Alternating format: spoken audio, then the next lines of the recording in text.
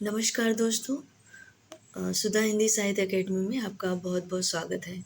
और मैं आज आपके समक्ष रामचरितमानस का जो उत्तरकांड है वो लेके आई हूँ। तुलसीदास रचित है।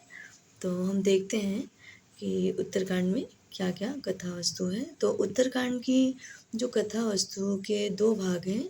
आरंभ में मूल कथा है जिसमें राम का अयोध्या में जो स्वागत है, वेद स्तुति शिव स्तुति के साथ उनका राज्याभिषेक होता है।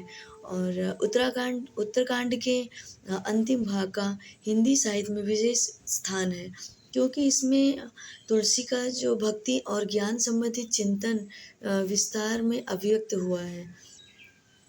उत्तरकांड गोस्वामी तुलसीदास कृत श्री रामचरितमानस का एक भाग है।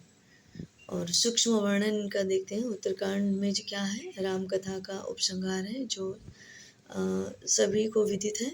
तो सीता, लक्ष्मण और समस्त वानर सेना के साथ राम अयोध्या वापस पहुँचे हैं। राम का जो भव्य स्वागत हुआ है भरत के साथ, सर्वजनों में आनंद व्याप्त हो गया है। और वेदों और शिव की स्तुति के साथ राम का राज्याभिषेक हुआ है। वानरों की विदाई की गई है और राम ने प्रजा को उपदेश दिया है राजा की तरह, और प्रजा ने कृतज्ञता प्रकट की। चारों भाइयों के दो दो पुत्र हुए। रामराज एक आदर्श राज्य बन गया। उत्तरकांड का विस्तार वर्णन देखते हैं।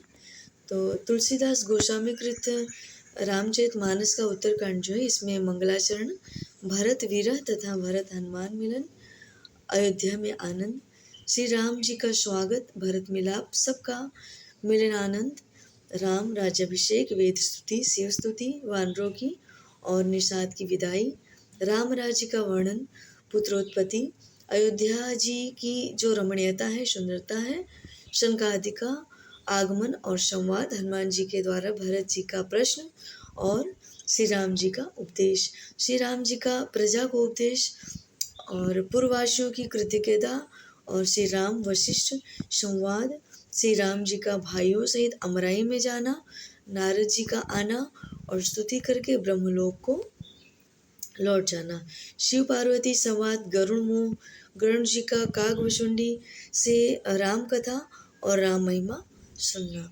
काकभुसुंडी का अपनी पूर्व जन्म कथा, कली महिमा कहना, गुरु जी का अपमान एवं शिव जी के साप की बात सुनना, रुद्राष्टक, गुरु जी का शिव जी से अपराध क्षमापन और शापानुग्रह, और काकभुसुंडी की आगे की कथा वस्तु, और काकभुसुंडी जी का लोमस जी के पास जाना और श्राप तथा अनुग्रह पाना, ज्ञान भक्ति निरूपण, ज्ञान दीपक और भक्ति की महान महिमा, गरुण जी के साथ प्रश्न तथा काकभुसुंडी के उत्तर, भजन महिमा, रामायण महात्म्य, तुलसी विनय, फल स्तुति और रामायण जी की आरती का वर्णन मिलता है। अब हम आगे भी कुछ देख लेते हैं थोड़ा बहुत। बिहारी सतसई के बारे में, जिनके संपादक हैं जगन्नाथ रत्नाकर।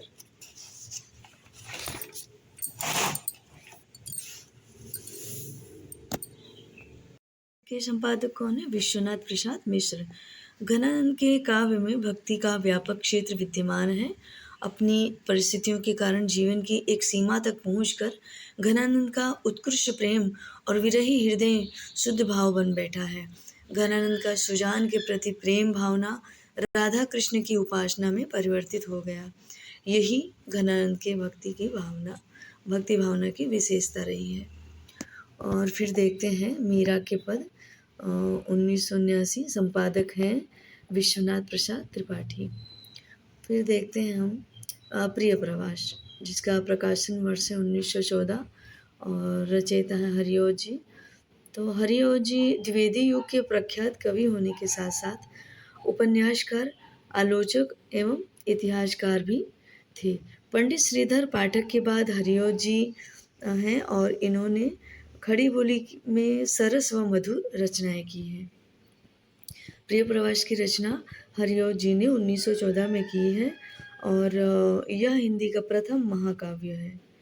इसकी कथा वस्तु में श्री कृष्ण के मथुरागमन, राधा गोपियों की विरह गाथा, पवन द्युति प्रसंग, यशोदा की व्यथा, उद्धव गोपी संवाद, राधा उद्धव संवाद और आदि का मार्मिक निरूपण हुआ है।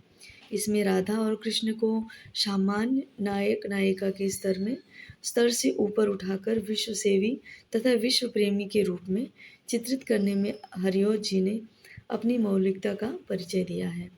श्री कृष्ण के जीवन से जुड़ी अनेक घटनाएं, बकासुर, पुतनावध, सक्टासुर, कालीनाग, कंस, जरासंध आदि का वर्णन यथास्थान हुआ है।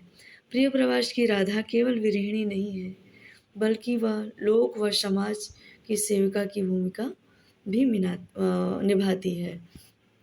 इसी प्रकार कृष्ण भी जननायक की भूमिका निभाते हैं।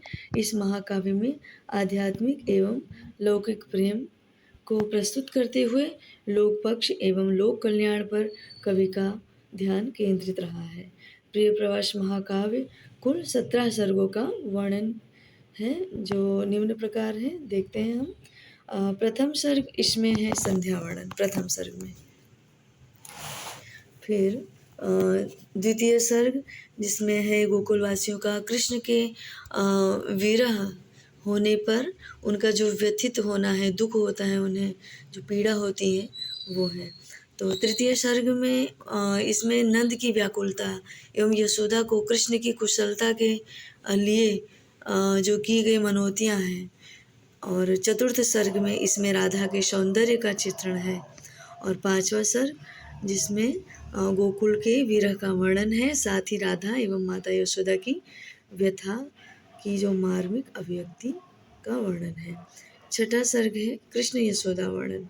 सातवां सर्ग है नंद के मथुरा से लौटने पर माता यशोदा के पुत्र विषयक प्रश्नों पर मार्मिक वर्णन है। आठवां सर्ग, इस सर्ग में गोकुलवासियों के कृष्ण के साथ बिताए पलों का वर्णन है। नवां सर्ग कृष्ण का गोकुल की यादों में खोए होना दिखाया गया है। 10वां सर्ग है उद्धव प्रसंग। 11वां है वो भी उद्धव प्रसंग ही है। और 12वां सर्ग श्री कृष्ण का जननायक के रूप में वर्णन। 14वां सर्ग है गोपी उद्धव संवाद। 15वां सर्ग कृष्ण विरह में गोपियों की व्यथा का वर्णन है। 16वां सर्ग है राधा उद्धव संवाद। 17वां सर्ग विश्व प्रेम व्यक्तिगत प्रेम से ऊपर है और हरिओत जी द्वारा वर्णन है जिसका। प्रिय प्रवास के प्रमुख चरित्र कृष्ण एवं राधा है, परंतु कवि ने उसमें युगानुकूल कुछ परिवर्तन किए हैं। इसमें श्री कृष्ण को भगवान न मानकर एक महापुरुष, एक जननायक के रूप में चित्रित किया गया है। श्री कृष्ण मानवता के अनन्य पुजारी हैं, वे अन्याय का दमन करने वाले हैं।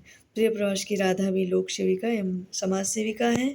वह नवीन गुणों से युक्त एवं निर्भीक, कर्तव्यपरायण, दूसरे का दुख दूर करने वाली, वह जीवन पर्यंत कौमार्य व्रत का पालन कर लोक सेवा के लिए अपना सर्वत्र न्यौछावर कर देती है। वह श्री कृष्ण की अनन्य प्रेमिका है, परंतु वह ब्रजभूमि की सेवा में ही अपना जीवन लगा देती है। तो धन्यवाद, आज के लिए इतना ही। आपका बहुत बहुत धन्यवाद।